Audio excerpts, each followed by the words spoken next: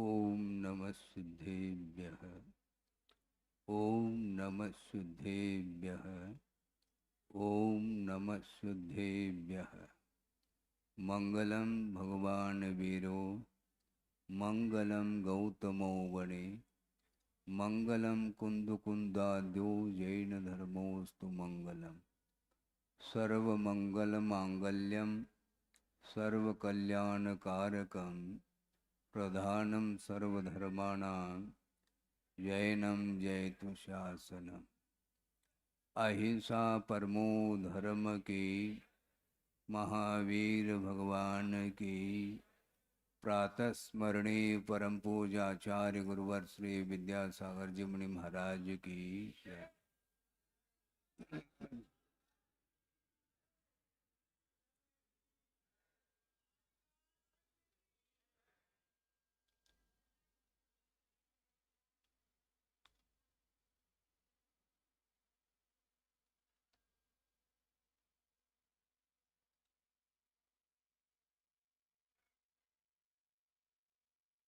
कर्मों से जब जीव मुक्त होता है तो स्वतंत्रता प्राप्त होती है, लेकिन कर्मों से मुक्त होने के उपरांत जो स्वतंत्रता प्राप्त हुई है, इसके बावजूद भी निमित्त कुछ काम करता है। जीव को मुक्ति इसी धरती पर कर्मों से मिली है, इसके उपरांत भी यहाँ से 7 राज्यों गमन करने के लिए निमित्त का आलम्बन लिया जाता। निमित्त के बिना कोई कार्य नहीं होता। कई लोगों की धारणा हो सकती है एक द्रव्य दूसरे द्रव्य का कुछ भी करता धरता नहीं है, इस प्रकार विचार मन में आ सकते हैं।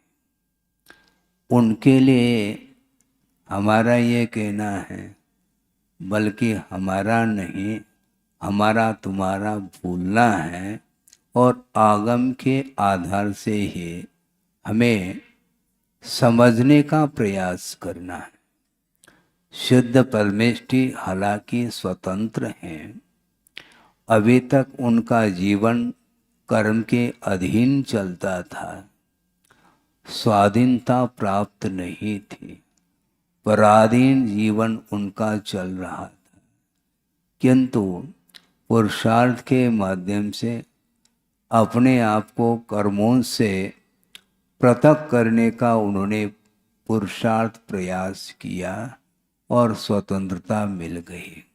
इसके उपरांत भी 7 राज्यों गमन करने की योग्यता है, ऐसा नहीं। योग्यता अनंतात्मक होती है। वो चाहें तो अनंत आकाश में गमन करते चले जाएं, ऊर्ध्व गमन जिसको बोलते हैं। इसके उपरांत भी आकाश का कोई अंत नहीं आ सकता। इसके उपरांत भी लोक के अग्रभाग पर जाकर के विराजमान हुए हैं। धर्म द्रव्य के माध्यम से ही गति होती है।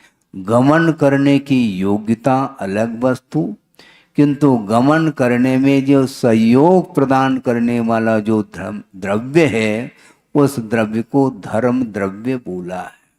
जीव और पुद्गल 2 ऐसे द्रव्य हैं जो कि एक स्थान से स्थानांतरित होने की योग्यता उनके अंदर है। वे सक्रिय माने जाते हैं, किंतु सक्रिय होते हुए भी गमन करते हुए जीव और पुद्गल के गमन में धर्म द्रव्य सहायक सिद्ध होता है। ये आगम अपने पास विद्यमान है। और एक द्रव्य दूसरे द्रव्य के प्रति कोई सहयोग नहीं देता, इस प्रकार की जो धारणा है उस धारणा को निकालने का पुरुषार्थ करिए। हमारा कोई आग्रह नहीं है, हम अनुग्रह करने के लिए बैठे हैं। गुरुदेव का कहना रहता है हमेशा अनुग्रह करने का भाव रखना चाहिए, किसी के प्रति आग्रह का भाव नहीं होना चाहिए और हठग्राहिता तो बिल्कुल नहीं होना चाहिए। तो अर्थ ये है, गमन करते हुए जीव और पुद्गल के गमन में सहयोग प्रदान करने वाला धर्म द्रव्य है और वह धर्म द्रव्य लोक के अग्रभाग के बाद धर्म द्रव्य का अभाव है। धर्मास्तिकाया भावात इस प्रकार सूत्र आता है। इसलिए लोक के अग्रभाग के बाद अनंत आकाश विद्यमान होते हुए भी निमित्तात्मक जो धर्म द्रव्य है उसके अभाव के कारण शुद्ध परमेष्टि वहीं पर विराजमान हो जाते हैं। तो उनके लिए भी निमित्त काम कर रहा है, ये ध्यान रखें। भले ही वह धर्म द्रव्यात्मक जो निमित्त है वह उदासीन निमित्त है, किंतु उदासीन निमित्त होते हुए भी उसका यदि अभाव हो जाए तो गति संभव नहीं है। जैसे ट्रेन चलती है, काय पे चलती है? धरती पे। धरती के बिना नहीं, किंतु धरती के साथ साथ पटरी आवश्यक है। पटरी से वह ट्रेन नीचे आ जाए, उतर जाए, फिर उसमें गति संभव नहीं। लेकिन वह पटरी स्वयं चल रही है क्या? नहीं, वह बिल्कुल स्थिर है, उसमें कोई क्रिया नहीं हो रही है पटरी में, और उस पटरी पर ट्रेन खड़ी है, किंतु ट्रेन में जो गति आएगी, चलने में यदि सहयोग प्रदान करने वाला कोई तत्व है तो वह पटरी है। किंतु ये ध्यान रखो वह उदासीन है, पेट्रोल नहीं है तो भी ट्रेन गमन नहीं कर सकती। जो रेल के गमन में पटरी सहाई, इस प्रकार गुरुदेव ने अनुवाद किया है द्रव्य संग्रह का, वहां से आप अवलोकन कर सकते हैं। तो ये पटरी के रूप में धर्म द्रव्य है और विशेष जो कारण है वह अलग है। देव, शास्त्र और गुरु ये भी उस सिद्धत्व की उपलब्धि में निमित्त भूत ही हैं। ये उपादान नहीं है, ये ध्यान रखें। उपादान और निमित्त को लेकर के आपके सामने विषय रखा जा रहा है, क्योंकि कोई भी कार्य संपादित होता है वह बिना कारण के संभव नहीं। वह कारण भी दो प्रकार का है, एक उपादान कारण और एक निमित्त कारण के रूप में। निमित्त कारण हमेशा सहयोग प्रदान करता है और उपादान कारण यदि विद्यमान है तो उसी में कार्य निहित होता है। योग्यता इसी को बोलते हैं एबिलिटी। योग्यता के बिना संभव नहीं है। छात्र में यदि योग्यता है तो वह ज्ञान उद्घाटित होगा निमित्त के माध्यम से। खाली निमित्त है और उपादान नहीं, योग्यता नहीं है, तो वह ज्ञान उद्घाटित नहीं हो सकता। नवजात जो शिशु है उसके अंदर ज्ञान है क्या? नहीं। क्या जड़ है? ज्ञान तो है महाराज, फिर तो क्यों लगा रहे हैं? तो इसलिए लगाया जा रहा है कि वर्तमान में वह ज्ञान अव्यक्त है, उसको उद्घाटित करने के लिए बहुत सारे कारण कलापों की आवश्यकता पड़ती है।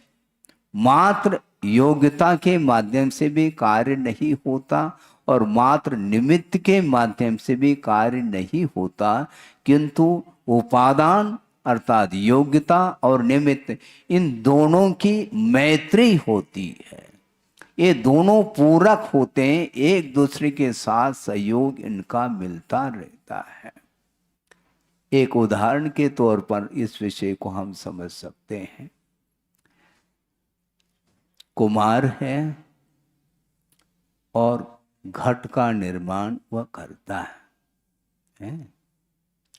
निमित्त अनेक प्रकार के हो सकते हैं, होते हैं, किंतु उपादान अनेक नहीं, एक ही होता है। निमित्त कितने होते हैं महाराज घट की उत्पत्ति में?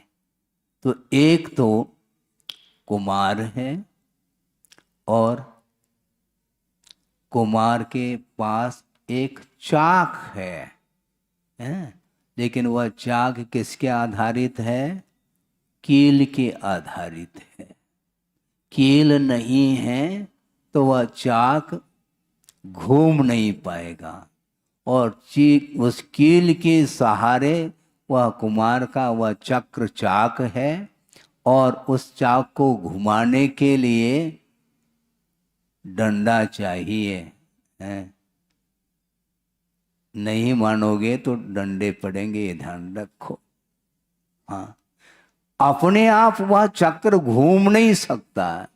उस चाक के घूमने में वह जो लाठी है, डंडा है, वह सहयोग प्रदान कर रहा है। और इसके साथ साथ और क्या चाहिए? पानी, जल भी चाहिए, और कुम्हार भी चाहिए। और कौन चाहिए है? वो तो बोल दिया। हाँ, कुछ आपके लिए भी रख रहा हूं, और कौन सी सामग्री है?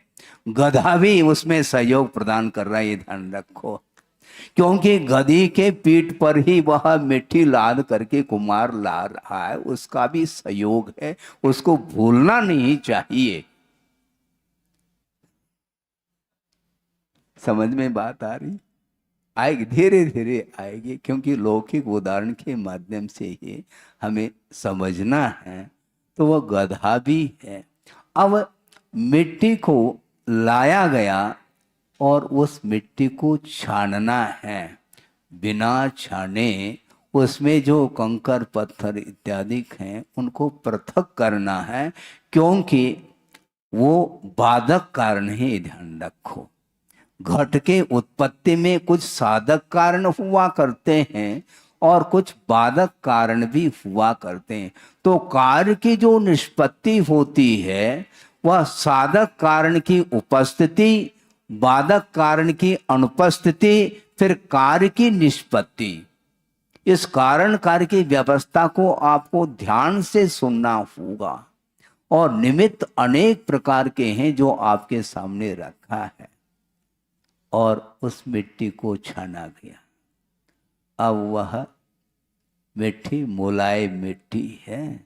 अब उसमें जल डाला जाता है, लेकिन ये ध्यान रखो, अनुपात से डालोगे तो वह घड़ा बन सकता है, नहीं है तो फिर नहीं बनेगा।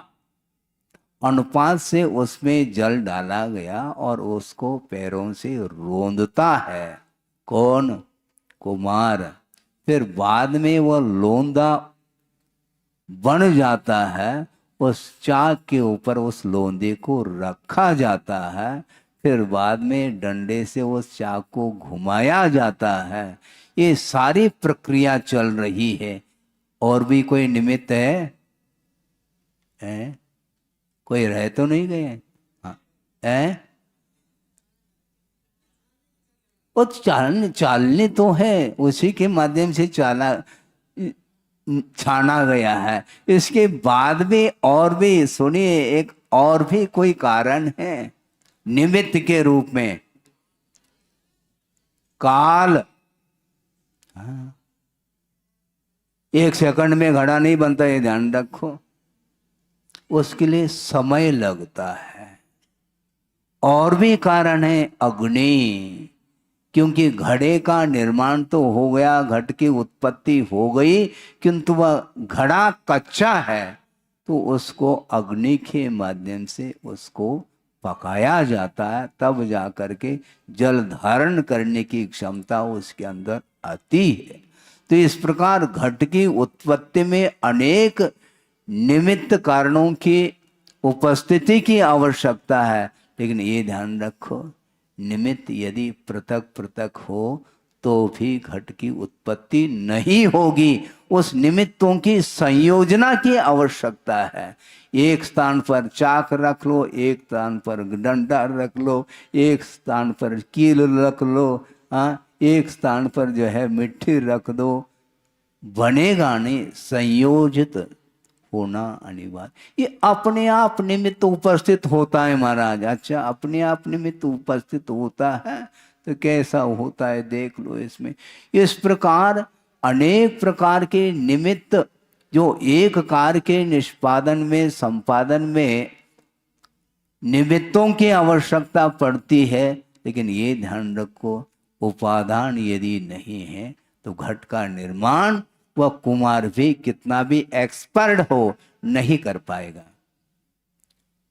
उपादान की आवश्यकता अर्थात योग्यता की आवश्यकता। किसी ने कहा कुमार को हमें घड़ों की आवश्यकता है। कितने? 10 घड़े। हम 50 बना करके दे सकते हैं। अच्छी बात है, लेकिन उसने शर्त रखा, कुमार ने नहीं। जिनके लिए घड़ों की आवश्यकता थी उस व्यक्ति ने कुमार के लिए कहा हमें 50 घड़ों की आवश्यकता है, किंतु बालू रेत की। अब बालू रेत का घड़ा बन सकता है क्या? नहीं बन सकता। लेकिन उसने कहा हमें 50 घड़े चाहिए। भाई साहब आप बैठ जाइए, मैं बिल्कुल घड़ा बना करके आपको दूंगा, लेकिन शर्त यह है एक नमूना ले आओ, एक मॉडल ले आओ जो बना हुआ रेत का घड़ा। बात समझ में आ गई? रेत का घड़ा इसलिए नहीं बन सकता क्योंकि उसके अंदर योग्यता नहीं है, उपादान शक्ति चाहिए, और वह उपादान शक्ति मिट्टी के अलावा और अन्यत्र संभव नहीं है। इसलिए उपादान और निमित्त इन दोनों की समन्वय के साथ ही वह कार्य हो सकता है। इसी प्रकार मोक्ष मार्ग में भी बात आती है।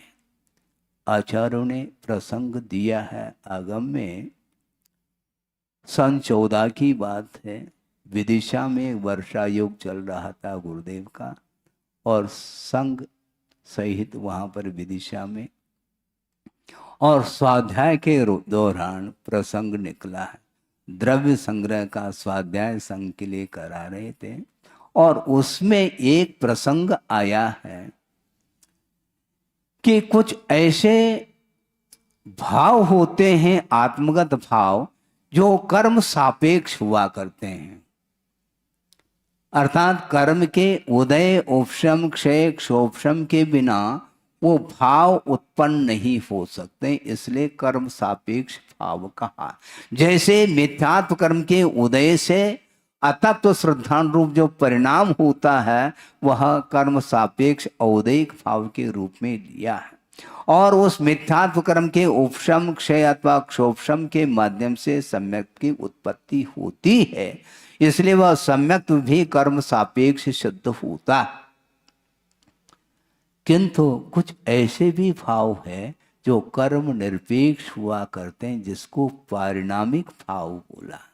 धीरे धीरे आ रहा हूं, अब ध्यान से सुनेंगे तो बात बहुत जल्दी समझ में आ सकती है, क्योंकि उदाहरण तो पहले हम दे चुके हैं।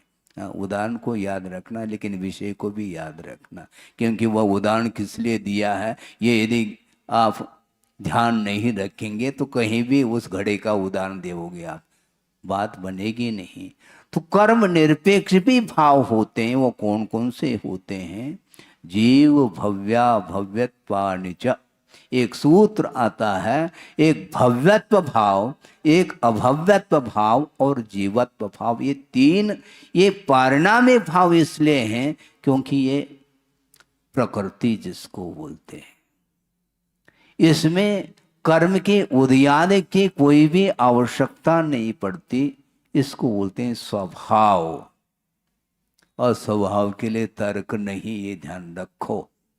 हाँ, स्वभाव के सामने आप तर्क नहीं करोगे, क्योंकि वह प्रकृति, उसी को बोलते हैं नेचर बोलते हैं। हम ये पूछना चाहते हैं, अग्नि किस कारण से गर्म है, बताइएगा।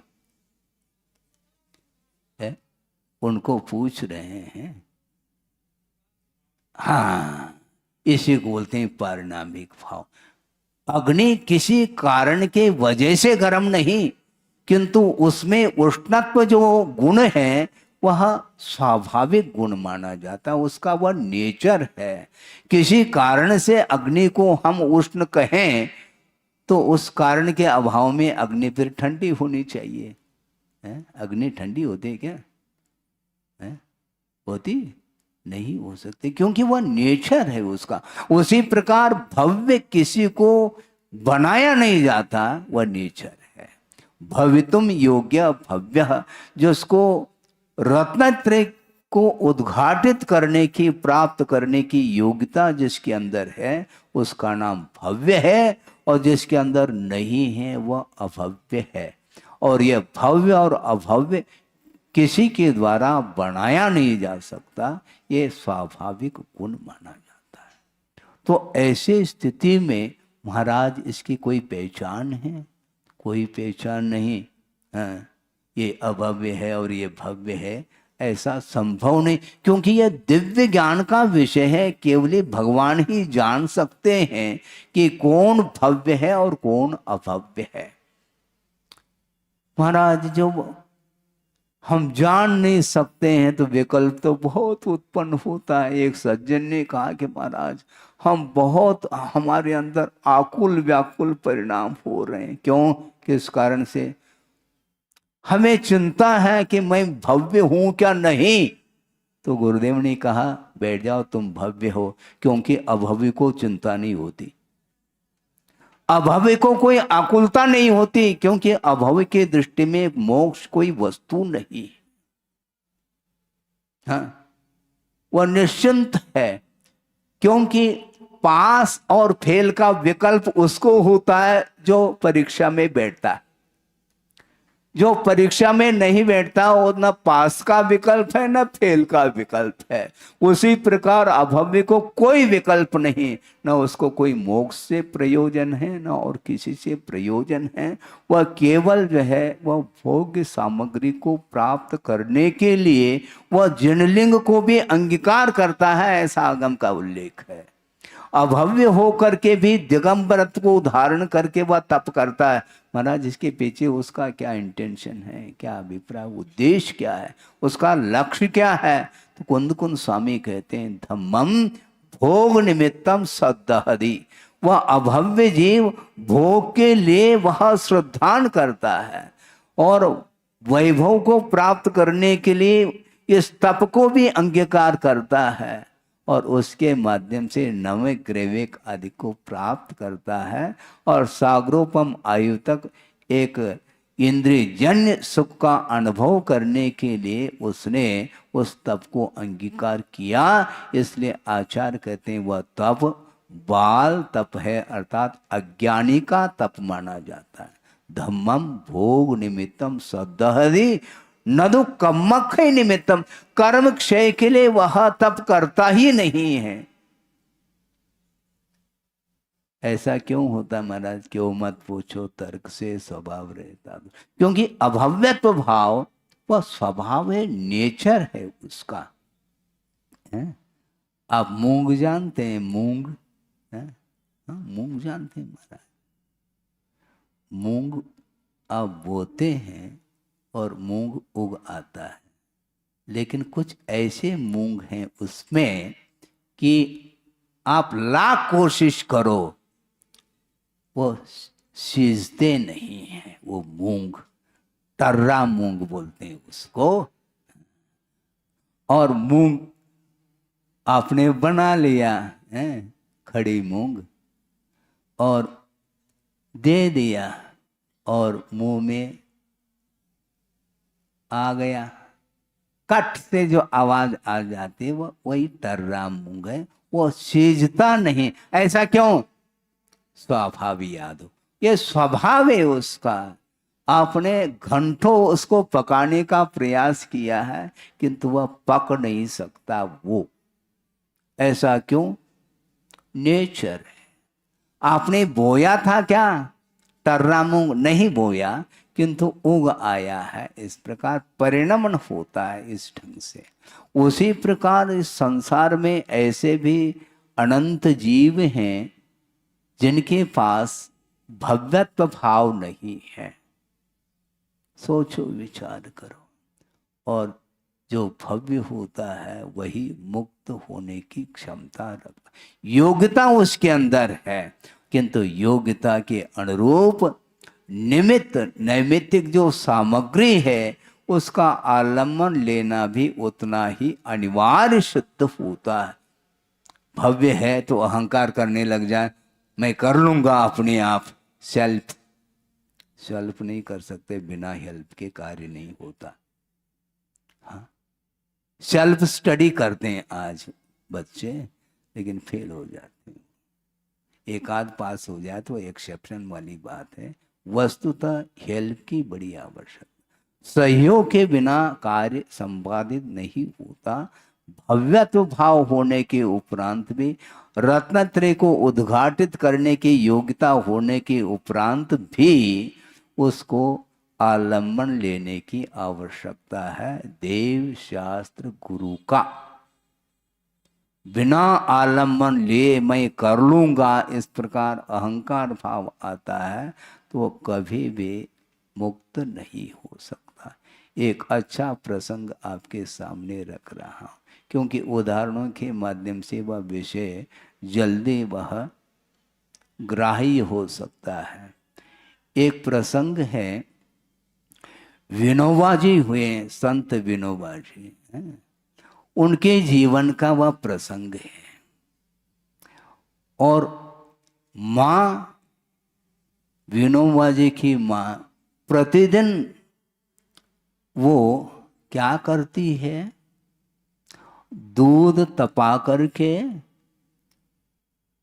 दही का मंथन करना है। दूध अणपा से तपाती है और जामुन डालती है, फिर बाद में कालांतर में वह दही के रूप में परिवर्तित होता है।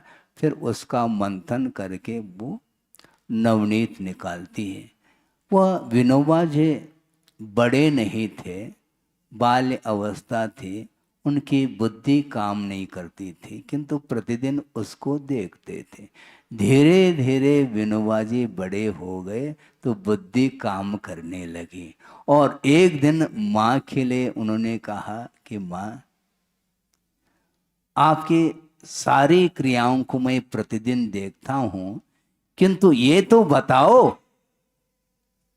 कि आप दही का मंथन करती हो और दूध को तपा करके जामुन डालती हो, क्या जामुन से वह दही जमता है? क्या बिना जामुन डाले दही बनता है? क्या मामला क्या? क्योंकि प्रसंग इसलिए कह रहा हूं कि वह दही जमा रही है और जमाते समय वह प्रतिदिन राम का नाम लेती है। सुन रहे हैं आप? राम का नाम लेते हुए उस कार्य को करती है। वह प्रतिदिन सुन रहे हैं, इसलिए दिमाग चलने लगा उनका, विनोबा जी का। वो पूछ रहे हैं कि माँ, आप जामुन डाल रही है और साथ साथ राम का स्मरण कर रही हो, इसलिए यह विकल्प उत्पन्न हो रहा है, जिज्ञासा उत्पन्न हो रही है कि वह दही जामुन से जम रहा है क्या राम के नाम लेने से, या दोनों से? यदि राम के नाम लेने मात्र से यदि वह दूध दही के रूप में परिवर्तित होता है तो जामुन डालने की क्या आवश्यकता है? और यदि जामुन डालने से यदि मान लो दूध दही के रूप में परिवर्तित हो रहा है तो राम के नाम लेने की क्या आवश्यकता है? तो माँ को हंसी आ रही है, बेटा पहले तो तर्क नहीं चलता था क्योंकि तुम छोटे थे, अब दिमाग चलने लगा। ये ध्यान रखो कि वस्तुतः देखा जाए कि जामन के माध्यम से ही दही जमता है, लेकिन राम का नाम इसलिए लेती हूँ क्योंकि सुबह जब दही जमा हुआ मिलता है तो ऐसा न हो कि मेरे अंदर अहंकार न आ जाए कि मैंने दही को जमाया है। इसलिए ईश्वर का मैं नाम लेती हूँ। इसी प्रकार योग्यता उस भव्य जीव के अंदर ही योग्यता है। मुक्त होने की योग्यता कैपेसिटी उसी के अंदर है, किंतु देव शास्त्र गुरु का हम आलम्बन नहीं लेंगे तो निश्चित रूप से त्रिकाल असंभव है, क्योंकि बिना निमित्त के कोई भी कार्य संपादित नहीं होता। और वर्तमान में यह चर्चा चल पड़ी है, भक्त नहीं भगवान बनेंगे। हाँ, बन गए तुम, बैठो शांति से। भक्त नहीं भगवान बनेंगे। कैसे भगवान बनोगे तुम? जितने भी भगवान बने हैं वो भक्त बने हैं, पहले ये ध्यान रखो। बिना भगवान की भक्ति किए बिना, बिना भगवान की आराधना किए बिना, उपासना किए बिना भगवत पद की प्राप्ति संभव नहीं है। प्रभुत्व शक्ति प्रत्येक भव्य जीव के अंदर है, यह उसकी योग्यता है, उपादान है, किंतु बिना निमित्त के वह उपादान वह अव्यक्त रहता है। उसको उद्घाटित करने के लिए भगवान का सहारा लेना पड़ता है। तीर्थंकर भी क्यों न हो, हालांकि वर्तमान में तीर्थंकर स्वयंभू होते हैं, किसी का आलंबन नहीं लेते। वर्तमान जीवन में वो किसी को गुरु नहीं बनाते, लेकिन तीर्थंकर के पाद मूल में ही उनका अतीत जीवन व्यतीत हुआ है और तीर्थंकर प्रकृति का उन्होंने बंद किया है। किंतु वर्तमान में वह स्वयंभू इसलिए हैं क्योंकि अब तीर्थंकर प्रकृति का बंद होने के उपरांत अब उनके लिए सहारा लेने की आवश्यकता नहीं पड़ती। उसी प्रकार महाराज हमें भी क्या आवश्यकता है? किसी ने कहा कि महाराज ये मंदिर जाना, पूजन करना, अभिषेक करना, इसमें विकल्प होता है, इसलिए ऐसा आशीर्वाद दे दो कि मंदिर छूट जाए। तो गुरुदेव ने कहा मैं दोनों हाथों से आशीर्वाद देता हूं, मंदिर छूट जाएगा, लेकिन ये ध्यान रखो कि घर भी नहीं जाना। फिर घर तो बार बार जा रहे हो, उसमें विकल्प नहीं तुम्हें, और मंदिर जाने में तुम्हें विकल्प होने लगा। यही तो अवसरवादिता है, यही तो समस्या है। प्रत्येक कार्य व लौकिक कार्य को बिना आलंबन, बिना निमित्त के नहीं करता, और धार्मिक क्षेत्र में आकर के उसकी ऐसी कौन सी मानसिकता, मेंटलिटी बनती है कि एक द्रव्य दूसरे द्रव्य का कुछ भी करता धरता नहीं है। इस प्रकार यदि आप स्वाध्याय के माध्यम से दूसरे को आप उपदेश दोगे तो निश्चित रूप से सबका अहित होगा। इसलिए अपने को बहुत सावधानी के साथ स्वाध्याय आदि को करना चाहिए। बहुत जल्दी विपरीतता आती है, इसीलिए हम स्वतंत्र हैं। तुम स्वतंत्र नहीं है, ध्यान रखो। शुद्ध परमेष्टि भी यहाँ से वहाँ तक जो गमन करके गए हैं उसमें भी धर्म द्रव्य पटरी बिछी हुई है, धर्म द्रव्यात्मक पटरी, उसके सहारे वहाँ पर पहुँचे, ये ध्यान रखो।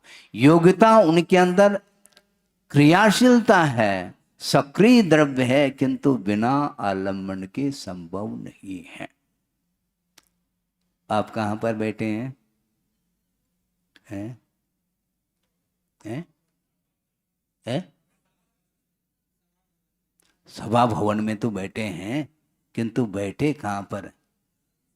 धरती पर। धरती की क्या आवश्यकता है? एक द्रव्य दूसरे द्रव्य के लिए कुछ करता ही नहीं है। धरती का सहारा क्यों लेते हो? अधर में बैठो ना, है? अधर में बैठो, है?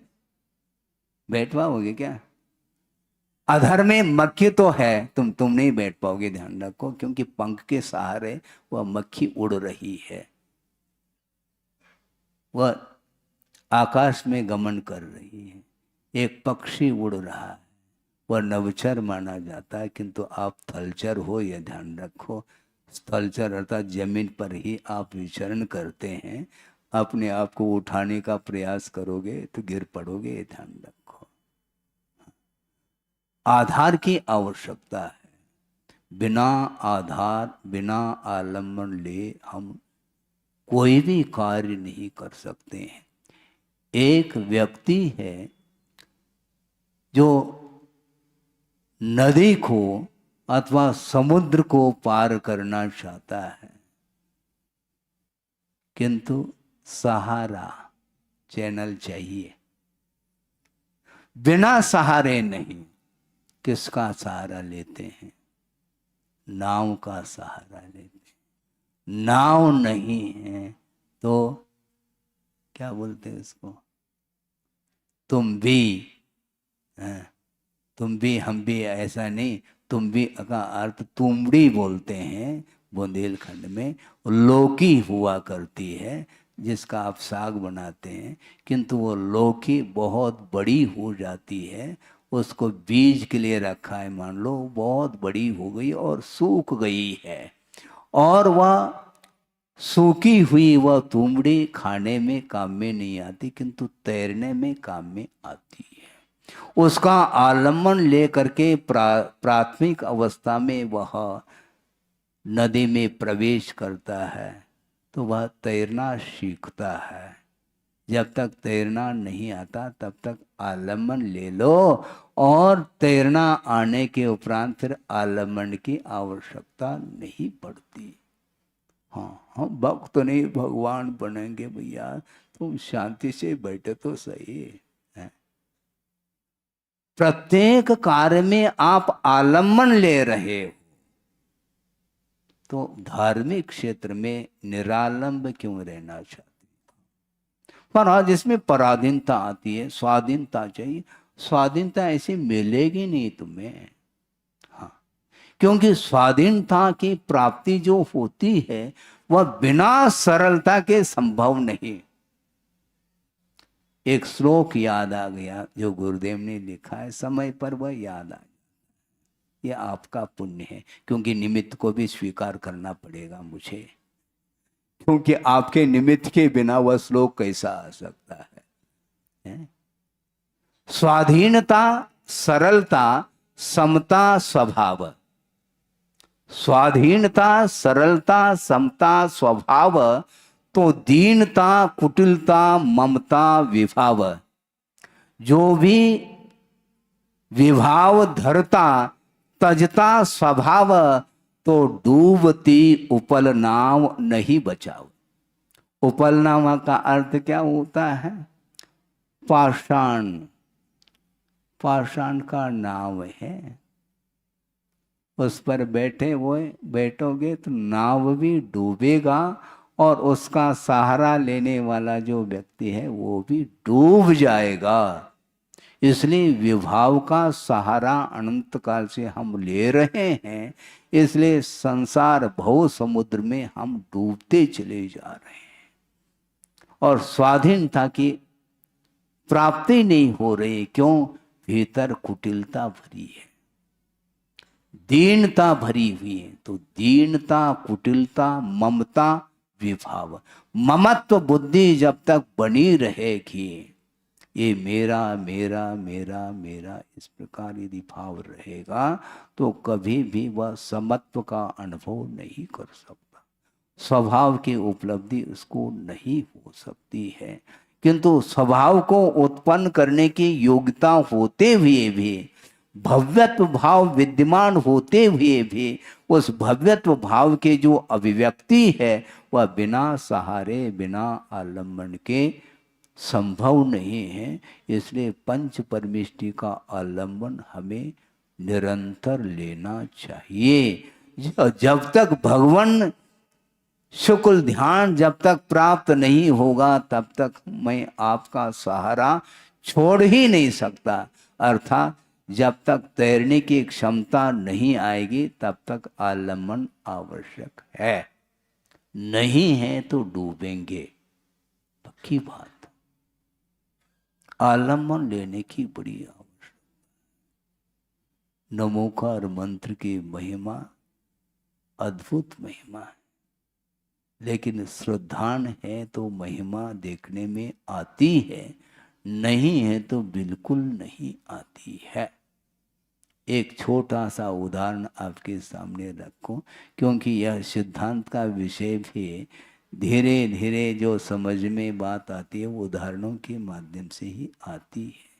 मूल में उपादान और निमित्त को लेकर के यह विषय आपके सामने रखा गया। और एक ग्वाला है, उसकी इकलौती बेटी,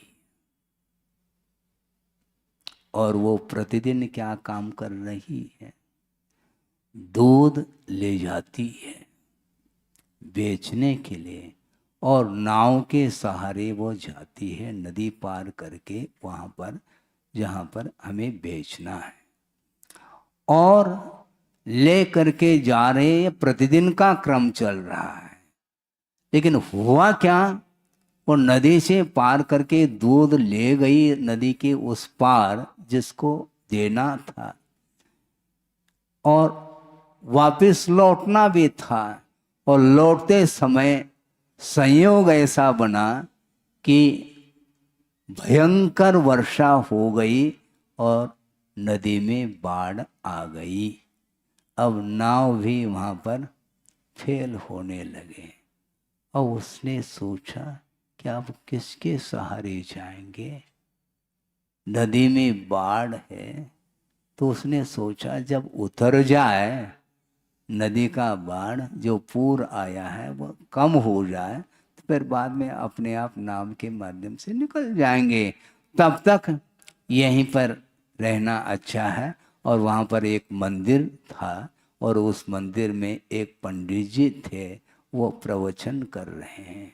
उनकी देशना सुनने के लिए यहाँ जैसे एकत्रित हुए हैं उसी प्रकार वहाँ पर भी जनता थी, और नमोकार मंत्र की महिमा के बारे में वो पंडित जी व्याख्यान कर रहे हैं कि नमोकार मंत्र पाप को नष्ट करने वाला है, आदि आदि। नमोकार मंत्र के सहारे नदी नाले क्या, बड़े बड़े समुद्र को भी पार किया जा सकता है। जैसे श्रीपाल ने भी समुद्र को पार किया था, इसी नमोकार मंत्र के आलम्बन से। इतनी शक्ति है इस मंत्र में, इस प्रकार वह व्याख्यान कर रहे हैं, और श्रद्धान जागृत हो गया उस बालिका के अंदर।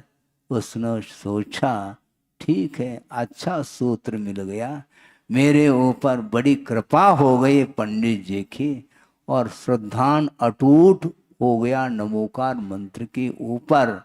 अब जब वह लौट रही है, लौटते समय अभी भी बाढ़ ज्यों की त्यों बनी हुई है। उसने सोचा अब अपने को नमोकार मंत्र का सहारा लेना है और कूद जाना है। नमोकार मंत्र का नामस्मरण करते हुए उस बाढ़ में वह छोटी सी बालिका कूद गई, और मिनटों में वह पार हो गई है। ये श्रद्धान का विषय है। और दूसरे दिन वह पुनः वही क्रम चला, और अब तो पैसे की आवश्यकता नहीं, बगैर नाव के बिल्कुल नदी वह पार कर रही तैर करके। और ये और जा करके पंडित जी को कह रही है, पंडित जी आपने हमारे ऊपर बहुत बड़ी कृपा की, ऐसा कौन सा अचूक मंत्र दिया जिसके माध्यम से हम नदी को प्रतिदिन पार कर रहे हैं, इसलिए आप पधारिए हमारे यहाँ भोजन के लिए। तो पंडित जी ने कहा अच्छी बात है बेटा। फिर बाद में क्या, वो उस छोटी सी बालिका के साथ पंडित जी भी जा रहे हैं, और जाते जाते देख लिया गहरी नदी है, हैं? नाव भी काम नहीं कर पा रहे, तो इसको कैसे पार करेंगे बेटा? हैं? इसमें क्या पंडित जी? और नमोकार मंत्र का स्मरण करके वो कूद गई और एकाध सेकंड में ही वह उस पार जाकर के खड़ी होती है। और वहीं से आवाज दे रहे पंडित जी, हाँ आवाज पहुंच रही है क्या नहीं? हमारी आवाज तो पहुंच रही है बेटा, लेकिन इस नदी को हम कैसे पार करेंगे? पंडित जी आपने तो कहा था प्रवचन में, नमोकार मंत्र की महिमा आपने बताई थी, और उसी महिमा के कारण अटूट श्रद्धान जागृत हो गया, इसलिए वो श्रद्धान के बल पर मैं यहाँ तक आई हूँ। और आप तो प्रतिदिन उपदेश देते हो, आपके लिए क्या ये तो बाया हाथ का खेल है? बाया हाथ का ऐसा खेल थोड़ी होता, श्रद्धान के बिना संभव नहीं है। पंच परमेष्टि के प्रति यदि आस्था का भाव है तो वह कोई अनहोनी घटना नहीं मानी जाएगी। जब भव समुद्र से पार होने के लिए उसका आलम्बन लिया जाता है तो ये कोई बड़ी बात थोड़ी है। श्रीपाल जैसे बड़े बड़े समुद्र को तैर करके आ गए हैं, ये किसी अपने आप तैरने की क्षमता तो उनके भीतर थी, ये बात अलग है, किंतु सहारा किसका लिया, किसका आलंबन लिया? निमित्त का आलंबन लिया। और वह भी निमित्त कौन सा निमित्त है? वो उपल नाव नहीं, ध्यान रखो। पाषाण निर्मित जो नाव है वह स्वयं न तैर पाती है, न दूसरे को पार लगाने की उसके अंदर क्षमता है। इसलिए योग्यता क्या वस्तु है, निमित्त का किस हद तक, कहाँ तक उसका प्रभाव है, इन दोनों के विषय में आपको शांति के साथ बैठ करके सोचना पड़ेगा। नहीं है तो अनबैलेंस हो जाएंगे आप, तो निश्चित रूप से डूबना पड़ेगा। बैलेंस बनाना है। उपादान अर्थात योग्यता और निमित्त अर्थात सहयोग प्रदान करने वाला निमित्त माना जाता है। और निमित्त भी तभी कार्यकारी होता है जब योग्यता हो। हैं? आपने चश्मा लगाया, कई लोग होंगे सभा में, ये चश्मा क्या है, क्या करता है? क्यों? हाँ आ गया, देखो, देखने के लिए वह एक उपकरण है। करण अलग है, उपकरण अलग है, ये ध्यान रखो। करण का अर्थ वह उपादान कारण माना जाता है, और उसके लिए सहयोग प्रदान करने वाला वह नयन नहीं उपनयन माना जाता है। उपनयन का अर्थ चश्मा है, वह उपकरण है। और यदि आंखों में रोशनी नहीं है तो वह उपकरण किसी भी काम का नहीं माना जाता। इसलिए भव्यत्व भाव होना अनिवार्य है, और उसके लिए ये उपकरण का काम करता है पंच परमेष्टि का आलंबन। समझ में बात आ रही है? थोड़ी थोड़ी आ रही होगी, पूरी आनी चाहिए। इतना सरलता के साथ विषय रखा जा रहा है और ये सिद्धांत का विषय रखा गया है। इसलिए आपके पास दो आंखें हैं, नयन हैं, किंतु ये ध्यान रखो, आंख यदि बंद करोगे तो कभी भी रूप का अवलोकन या प्रतिमा का दर्शन हम नहीं कर पाते। निमित्त मिलने के उपरांत भी वह निमित्त काम में आना चाहिए। आप आंख मूंद करके बैठे हैं तो नहीं होगा, आंख खोलना पड़ेगा। लेकिन ये ध्यान रखो, आंखें खुली हैं, कान भी खुले हैं, किंतु माइंड कहीं घूम रहा है। कहाँ पर गया है माइंड? बाहर गया है महाराज, खोवा मंडी में गया है। माइंड खोआ मंडी में गया है तो यहाँ का विषय खोया गया, फिर यहाँ का विषय समझ में नहीं आएगा जब तक मन का आलम्बन नहीं ले हुए, क्योंकि मन में ही विचार विमर्श करने की जो क्षमता है वो उसी के अंदर है। देशना को आप सुन रहे हैं, माइंड के द्वारा नहीं सुना जाता, कानों के द्वारा सुना जाता है। किंतु कानों के द्वारा उस देशना को सुन करके उसका जो भाव है वहाँ तक पहुँचने के लिए आपका मन ही काम करता है। इसलिए मन सक्रिय रखिए आप, उसके बिना कोई भी विषय आपको पकड़ भी नहीं आ सकता। इसलिए निमित्त और उपादान, इन दोनों के माध्यम से ही हम धार्मिक क्षेत्र में भी हम अपने लक्ष्य तक पहुंच सकते हैं। मोक्ष प्राप्त करना अपना एक लक्ष्य है, किंतु वहां तक पहुंचने के लिए जितने भी साधन सामग्री है उसका आलम्बन लेना अनिवार्य है। और उन निमित्तों में भी समीचीनता होनी चाहिए, क्योंकि पहले ही हमने कहा था बाधक कारण का जब तक सद्भाव बना रहेगा तब तक वह साधक कारण काम नहीं कर सकता, पक्की बात है। इसलिए साधक कारण की उपस्थिति भी चाहिए और बाधक कारण का अभाव भी करना चाहिए, तब कहीं जा करके आपके अंदर योग्यता है, तो योग्यता के अनुरूप आप जो चाहो उसको उपलब्ध कर सकते हैं।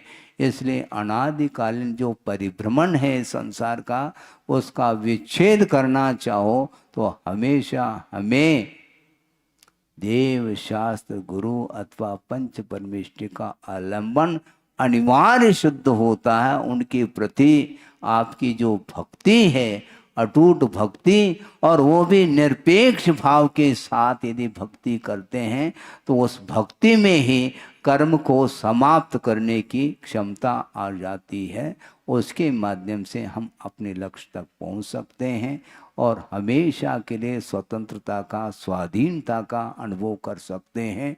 स्वाधीनता के अनुभव करने के लिए निरंतर समीचीन पुरुषार्थ करनी होगी और पुरुषार्थ के माध्यम से हमें लाभ हो सकता है।